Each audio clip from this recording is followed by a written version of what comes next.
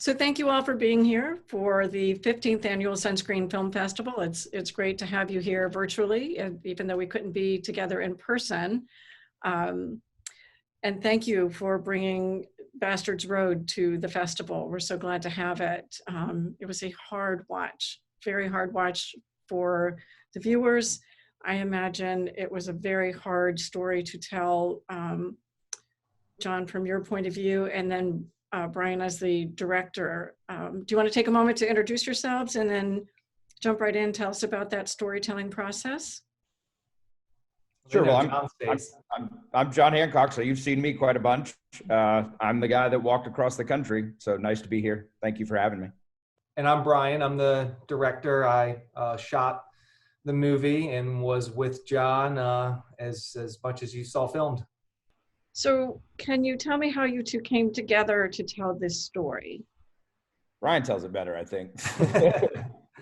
So yeah, it kind of all started from me learning about John's walk from mutual friends that we shared in high school. And as John was a few months into his journey, there were some local news specials and articles that would pop up on my Facebook feed through mutual friends.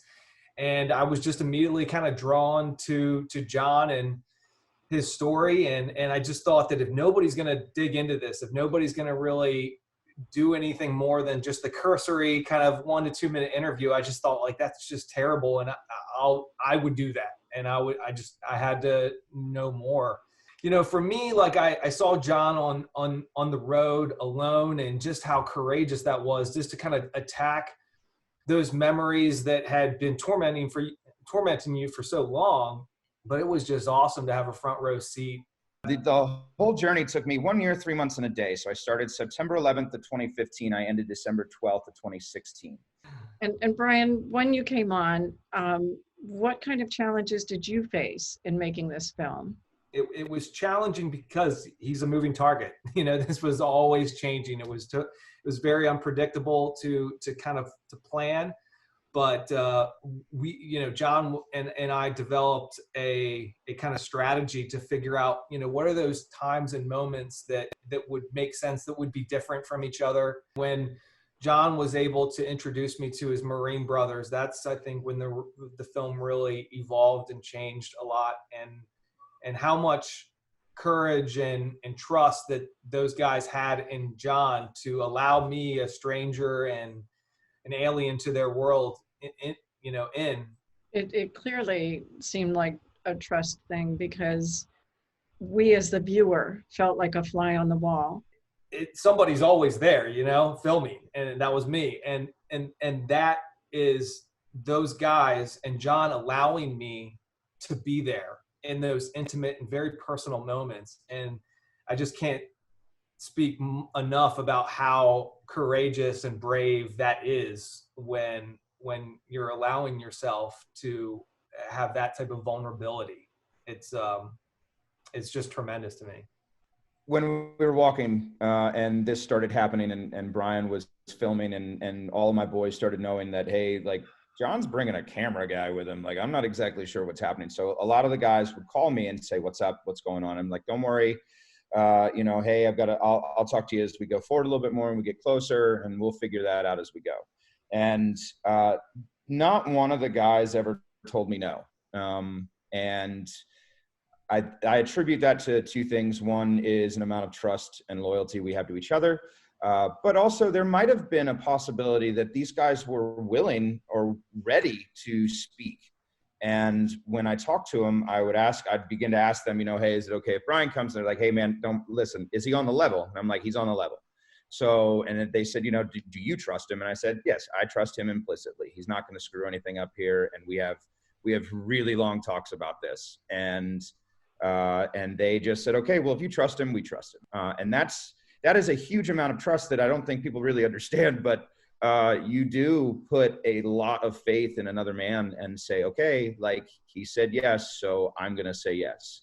Was there anything that you had to take on or be concerned about with regard to having maintaining your mental health. And obviously we know some of your battles, John, but Brian, as a filmmaker, where you're hearing these stories and reliving these other people's pain. Plenty of moments, almost daily moments during filming with John that felt overwhelming and felt like I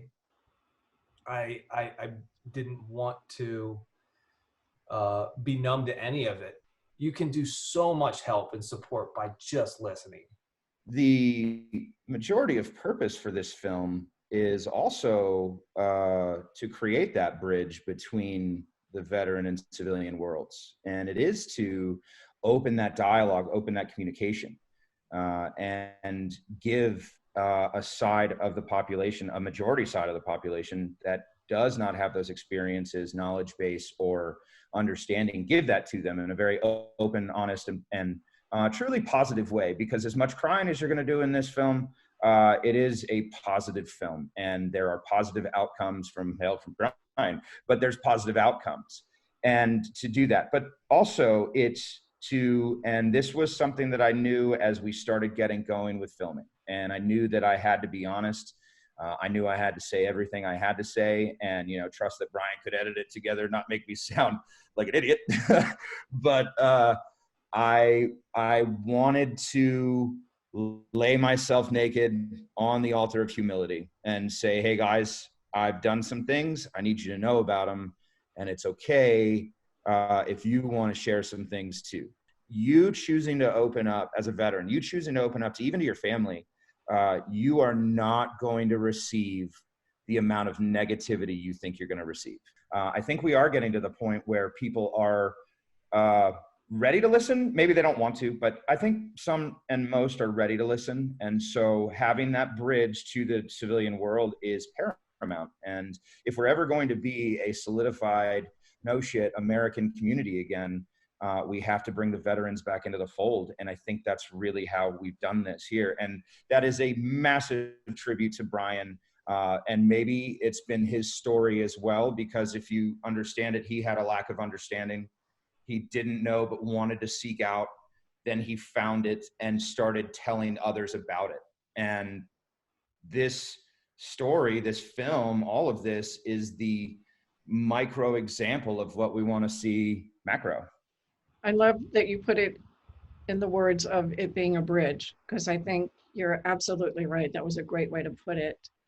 In the film, there was mention, one of your friends talked about the fact that, he wanted help and they kept throwing pills at him and wanting him to take pills, which is at the very least, a Band-Aid on a problem. It's not helping the problem. It's just trying to cover it up or mask it.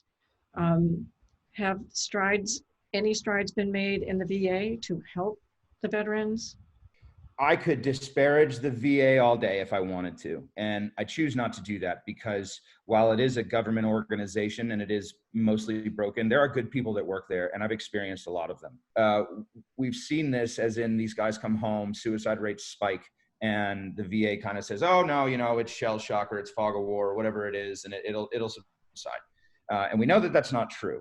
And we also know that the only way to really help somebody is to have them conduct some sort of therapy sessions and create that amount of openness in privacy to start letting some of this stuff out and really kind of working through it.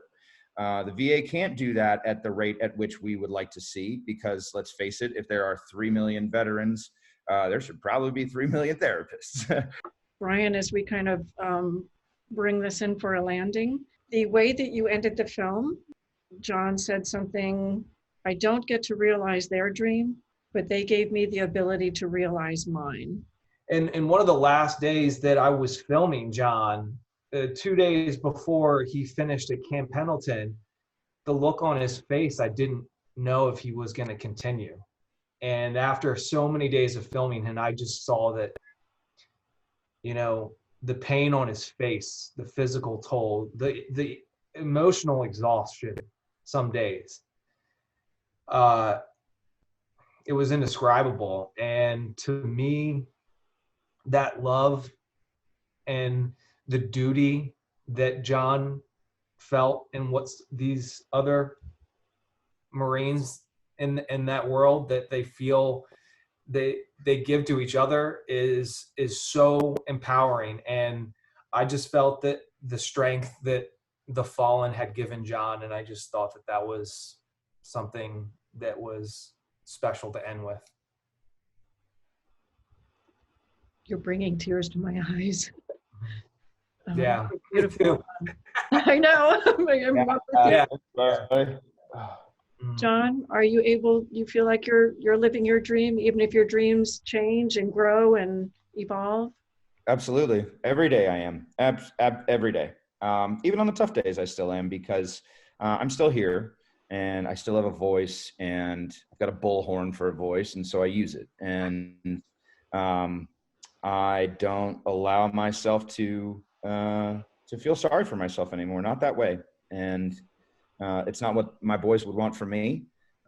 It's not what I would want for them if the roles were reversed. And so I carry on. I wake up in the morning and I remember those boys, and then I attack my day.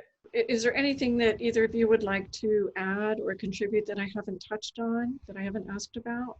I would just like to say thank you to you, Julie, for hosting us, giving us a platform, and for Sunscreen to show our film and to fight to have a festival as challenging as this year has been. So thank you. And back at you, I would say thank you for bringing it to the Sunscreen Film Festival, and it deserves to be seen, by so many people, because I think, to use John's words, there needs to be a bridge. There's not a day that happens that I don't get reached out to by somebody that is affected by the film, that is affected by the work we're doing now, and that makes me happy. So thank you for continuing to give us that platform. Most veterans don't get to see it, get to see that platform. And for them to be able to live through this with me is a great experience. So thank you. Thank you for sharing so openly in the film today with us now. Brian, I really kudos for your choices in some of the shots that you put into the film, because you mentioned struggling with, what are you going to put in visually, because, you're telling the story. So many of the shots is, an overhead of John walking by himself, but that is so important, because that is the story, this lone journey. But I felt it was really important to get the sense of scale, where sometimes the drone and the aerial shots can be overused, but I just thought that was going to be so critical to feeling where John was. And I crashed a drone once or twice or three times or maybe four times. We averaged it out. And Brian, out of 4 flights, Brian was going to crash it once. 1 out of 4 crash rate. It was pretty impressive. That's 25%. You can't pass flight school with a 25% crash rating. No. Well, I thought you did a great job of it, because you took us from the broadest view you could get to the most intimate view. John was very gracious for me to ask him to maybe walk a few places once again if I didn't quite get it in the way that I thought it should deserve. Take 5, take 6. Yeah. Oh yeah. I know you have the 70-pound rucksack. Do you mind just doing that one more time, that one stretch? Can we go back like 30 feet? Yeah, I would love to. I would kill to get, because I was always mic'd up for those kind of things. I would kill to get that audio just for me, because I know that I cursed that man a lot. Yeah, there's a reel of complaining about Brian out there. Oh, I can't wait. So is this an outtake, or can I use any of this? Absolutely. Use it all. Use it? All right. Use it all.